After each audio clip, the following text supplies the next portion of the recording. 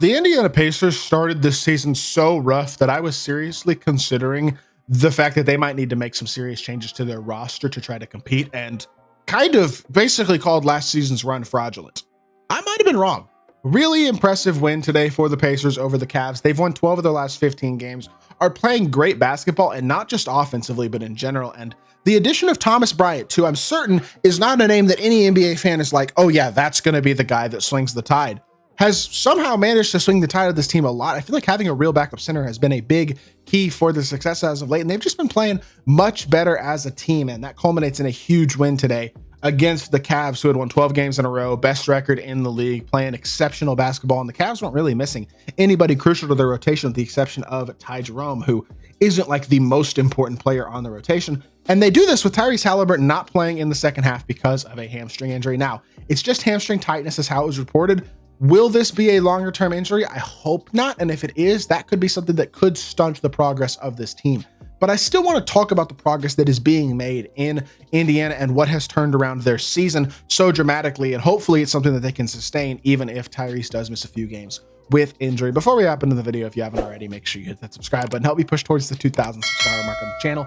Uploading every single day, multiple NBA videos a day. Would really appreciate it if y'all do subscribe. And without further ado, let's hop right into it. So first things first, not a great offensive performance. I mean, 47 almost percent from three, or from the field, 31% from three. Nobody really had a great offensive game, but a nice, well-rounded performance. They managed to get a 15-point win. Great defensive performance.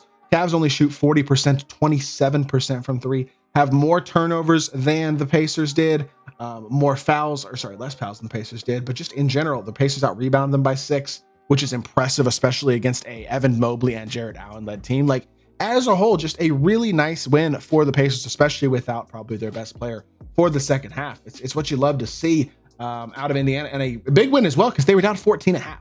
Huge third quarter, really good fourth quarter as well. Come away with a very dominant second half and a big win. And again, like I said, 12 of their last 15 games they have won. You look at the schedule since that Charlotte game: win against Philly, win against New Orleans, win against Phoenix, win against Sacramento, win against Golden State, lose to Oklahoma City, Boston, and Milwaukee. All good basketball teams, not bad losses. And then wins against Boston, huge win. Miami, Phoenix, Brooklyn, Chicago, Golden State, and Cleveland again tonight. Several impressive wins in there. None of the losses are losses you look at as bad losses at all. And another thing that I think is worth noting is hold the Cleveland to 93, Golden State to 96, Brooklyn to 99, Boston to 10, they scored 105 in that game, never mind. But Golden State to 105, Sacramento to 95, New Orleans to 104, Philly to 107. Like, these are not insane defensive numbers, but as a whole, they're so improved on the defensive end of the court over this past stretch. And the numbers reflect it for this team. Just a huge, huge shift in overall performance. I mean, you look at the numbers from the start of the season up until December 12th, which is when basically when they were at 10 and 15 as a team. Since then, again, they're 12 and 3. But in that 10 and 15 stretch in their first 25 games, you look at net rating. They're 23rd in the league at a negative 4.3. Defensive rating, you don't expect it to be great, but it's really bad. Bottom 7 in the league at 116. And then offensive rating, which again, they're one of the best offenses in the history of basketball last season. This season, to start the year, they're 19th in the league. Just disastrous start for the Pacers, and not an expected start at all, especially on the offensive end of the court. This is a team that you would expect, with the spacing and floor general they have in Halliburton, all that type of stuff, that they would be able to play great. And on the offensive end of the court, at least, and they just weren't from the start of the season. And I think a large part of that could be contributed to Tyrese Halliburton slumping hugely and just having a really rough start to the year, and maybe a lack of cohesiveness between him and Ben Mathurin and Siakam and the way that they were playing as a team. But still, you wouldn't expect it to be this bad. But the last few games, it's been way better. The last 15 games at this point, they are 10.4 defensive rating, which is 9th best in basketball. Their offensive rating is 3rd best in basketball, which is a lot more like what you would expect out of the Pacers as of late. And the net rating is 5th best in basketball, tied for 5th with the Knicks at 7.4. That is high level basketball across the board as of late, and it's the type of thing that has really started to transform their season. They're passing the ball great, one of the highest assist percentages in the league. Assist to turnover ratio leads the league. They're not turning the ball over, which is another huge part of their success as of late. Is they're not turning the ball over a lot. They're playing way better defense than you would expect with, like I said, that 9th best defensive rating over that stretch, and offensively as a whole, they have just been absolutely elite. So really, really impressive as of late for the Pacers with these numbers. And I really think it boils down to number one, Tyrese Haliburton playing much better. He's up to 36% from three for the season, 56.5% from inside the three-point line, which makes his efficiency really, really good now. After starting the season very rough, he's up to 18.5 points and 9 assists a game after starting the season around 17 points and 8 assists. Just has consistently played better as of late. And for all the things you can criticize the start to Tyrese Haliburton's season for, the one thing he never did was turn the ball over a ton. And over 4-to-1 assist to turnover ratio at this point in the year at 8.9 to 1.8 is elite. One of the best playmakers in all of basketball. And that combined with Siakam having a career year, 42% from three on 4.5 attempts a game, 57% from two-point range, having one of the most efficient seasons of any star in basketball, while also averaging 7.5 rebounds and 3.5 assists. Again, not turning the ball over a ton either. Those two guys, they don't turn the ball over a lot. They're capable playmakers, especially Haliburton, who's elite, and they've been very efficient lately. And then Mathurin, high-level scorer in his own right, averaging 16.5 a game, solid efficiency from the three, having a good year. Miles Turner was shooting well from three all season, and that has continued. 39% on almost 5 attempts a game. Andrew Nembhard getting him back healthy has been big. Now, Aaron Nesmith has still been out pretty close to all season. At some point, you would think he'll be back in the near-ish future.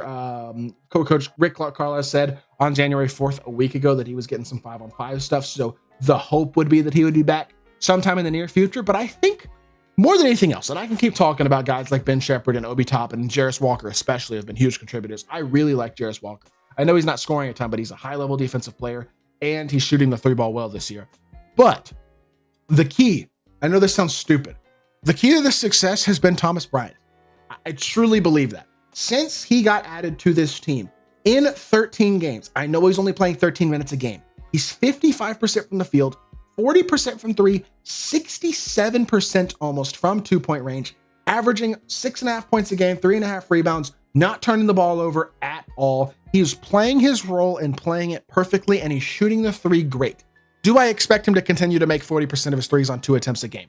Absolutely not. Do I think that he is playing really, really well? And he's a guy who in the past in Washington, I really liked before he tore his Achilles several years ago. I believe it was his Achilles anyway in 21, right? And then he missed most of the 22 season, or 21-22 season. But he's never been a high level three-point shooter. He's had good moments, but he's never been a consistently high level three-point shooter. But the hope would be, I mean, he's been 36% from his career. If he can stay closer to that 40% mark, that's incredible. His floor spacing and his efficiency is so valuable for this team, and it gives them a serious backup center, which is something they did not have at all prior to Thomas Bryant, because of the fact that James Wiseman got hurt in the first game of the season.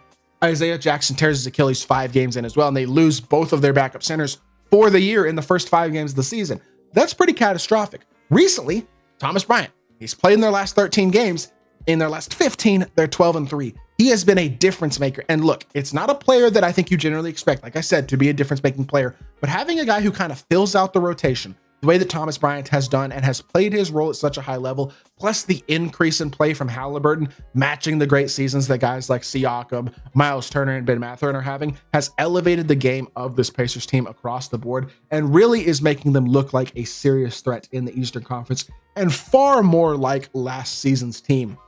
And yeah, are they in that top tier of Eastern Conference contender? Absolutely not. That is the Cavs and the Celtics. But they're certainly staking their claim to be in that second tier with teams like the Knicks, Magic, and Bucks. And I think they look like a top 6 team in the East and a team that could very easily win a first-round series. And if things go right for them, could win a second-round series like last year. Like, they're a competitive team that is not to be taken lightly in the Eastern Conference. And if this continues, man, they're going to be a threat come playoff time. Absolutely. I hope y'all did enjoy the video. If you did, make sure you hit that like button, leave a comment, and subscribe. I'll be back with more NBA content very, very soon, and I appreciate y'all. Peace.